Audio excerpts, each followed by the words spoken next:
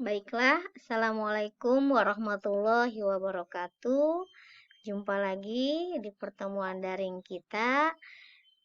Bagaimana kabar kalian semuanya? Semoga sehat dan tetap semangat ya. Sebelum pembelajaran kita mulai, alangkah baiknya kita berdoa terlebih dahulu agar semua aktivitas kita pada hari ini selalu membawa berkah dan diberikan keridhaan Allah Subhanahu wa taala. Berdoa dipersilahkan. Berdoa selesai. Nah, lihat kita jumpa di mata pelajaran praktikum akuntansi perusahaan jasa, dagang dan manufaktur ya. Nah, di sini fokusnya ke jurnal umum untuk perusahaan jasa. Nah, sebagai penyemangat seperti biasa ada sedikit quote dari Bapak Mario Teguh. Orang-orang yang berhenti belajar akan menjadi pemilik masa lalu. Sedangkan orang-orang yang masih terus belajar akan menjadi pemilik masa depan. Di sini tujuan pembelajaran kita hari ini. Nah, kemudian langsung ke siklus ya, siklus akuntansi perusahaan jasa. Mungkin waktu kelas 1 sedikit banyak sudah dibahas oleh guru sebelumnya. Tapi Ibu kembali ingatkan bahwa sebenarnya nanti 3 tahun ke depan kegiatan atau aktivitas ini yang akan kalian geluti ya, terperdalam di akuntansi. Mulai dari neraca saldo ditambah dengan bukti transaksi, catat ke dalam jurnal, posting ke buku besar, kemudian melakukan raca lajur di sini sampai nanti mempermudah membuat laporan keuangan, ada jurnal penutup, kemudian neraca saldo setelah penutupan. Setelah dilakukan reversing jurnal akan menjadi neraca awal periode berikutnya.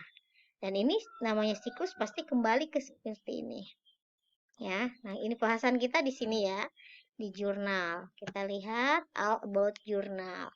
Nah, lihat di situ ada pengertian jurnal, bisa kalian baca.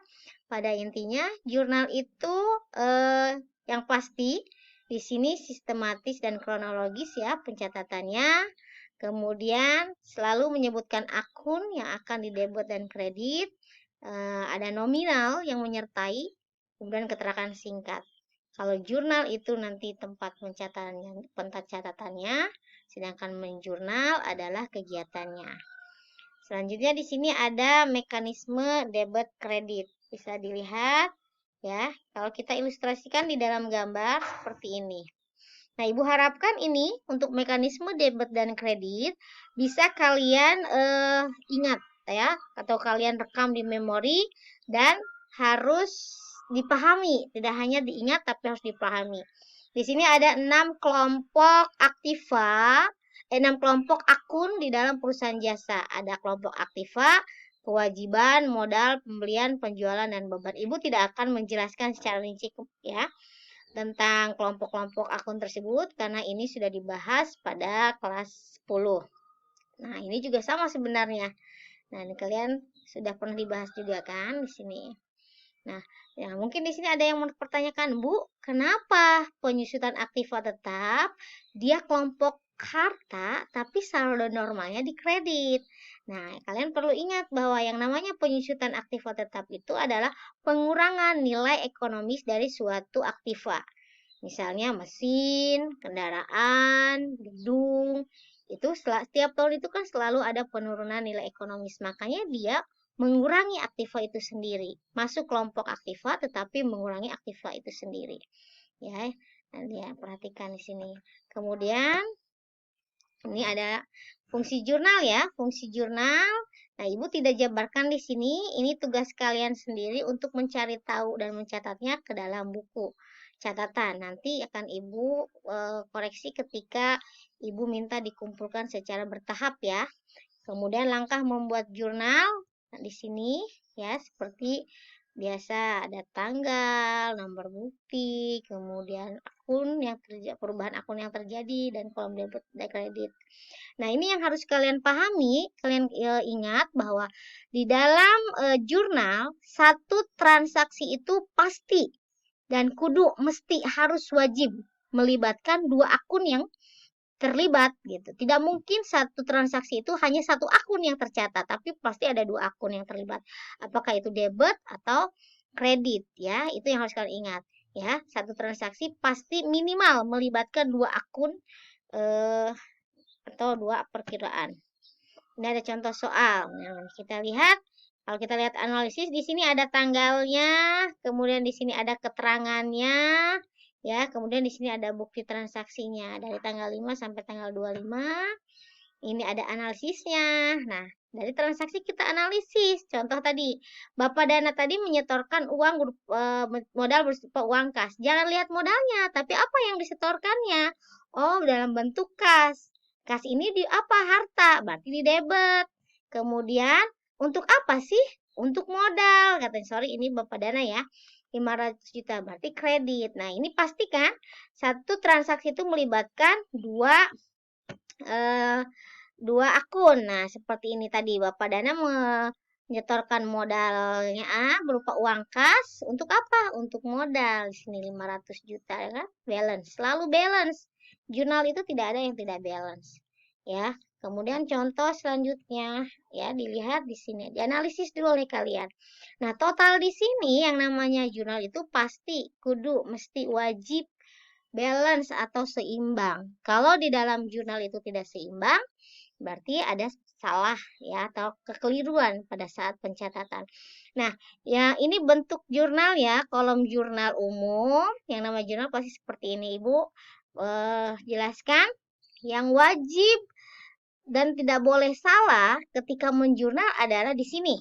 Ingat, diidentifikasi perusahaan. Di atas Ibu bilangnya kepalanya harus ada, wajib kudu mesti. Walaupun kalian di sini isinya betul atau pencatatannya betul, ketika kalian salah mengisi nama perusahaannya, mengisi periodenya, maka akan Ibu salahkan dan Ibu anggap nol. Ingat ya. Karena di sini identitas perusahaan itu dia memberikan informasi. Jurnal ini catatan siapa? Kemudian di sini waktu atau periodenya kapan? Januari misalnya. Januari berapa? 2018 misalnya. Ini wajib. Nah, di sini ada kolom tanggal, diisi tanggalnya terjadinya transaksi, nomor bukti, perkiraan ini atau akun yang terlibat. Ingat ya, minimal 2 akun. Referensi ini tidak akan terisi sebelum terjadinya pemostingan. Ini diisi pada saat posting ke dalam buku besar. Kemudian di sini ada kolom debit, ada kolom kredit. Ingat, jumlah itu harus kudu mesti wajib balance ya. Kemudian ini Ibu kasih soal ya, latihan, kerjakan di buku catatan ya. Kemudian kalian nanti foto dan diupload di grup tugas Telegram kita ya. Silakan kalian kerjakan di buku catatan, nanti difoto dan diupload di Telegram. Ya, itu saja untuk pertemuan kita hari ini. Menutup pertemuan kita, kembali sedikit quote dari Ibu. Mudah-mudahan ini menjadi inspirasi atau penyemangat untuk kalian belajar. Ya, belajar membuatku semakin tahu bahwasanya masih banyak yang belum aku tahu. Berlatih dan terus mencoba, caraku mencari tahu apa yang belum aku tahu, hingga nanti aku jadi tahu. Ini quote Ibu sendiri ya. Nah, itu saja. Mudah-mudahan ada hikmahnya, mudah-mudahan bermanfaat. Kurang lebihnya Ibu mohon maaf. Wabillahi taufik wal hidayah. Wassalamualaikum warahmatullahi wabarakatuh. Semoga kita selalu sehat dan tetap semangat.